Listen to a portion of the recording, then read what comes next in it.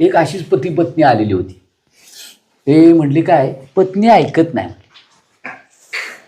काय म्हटली नवीन काय आहे त्यात, पत्नी ऐकत नाहीच कुणाचंच म्हटली. शंकराचं ऐकलं नाही म्हटली.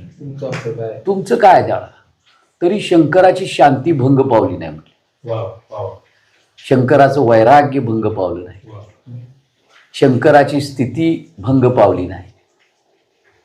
तुम्ही शंकर व्हा म्हटले. मग काय करूया म्हटली. नाही म्हणली मी आता जीवच देणार. मग म्हणले कुणासाठी. तर म्हणले त्रास देते म्हणून पत्नी. मग असं करूया की म्हणले तुम्ही जीव देण्यापेक्षा तीच मेली असं समजूया की आजपासून. म्हणला बरोबर आहे, तिच्यासाठी आपण का जीव द्यायचा. तीच आजपासून तुम्हाला पाणी देत नाही का नाही. मेलेली बायको पाणी कसं देईल म्हटले. तुम्हाला चहा देत नाही, मेलेली बायको चहा कशी देईल. तुम्हाला विचारत नाही, मेलेली बायको कशी विचारेल. तुम्हाला जेवण विचारत नाही, मेलेली बायको जेवण कशी देईल. ती घरात नाहीच असू जगायला काय अडचण आहे. भारी आहे म्हणला. आणि नंतर 1 वर्षानं दोघं बी दर्शनाला आले.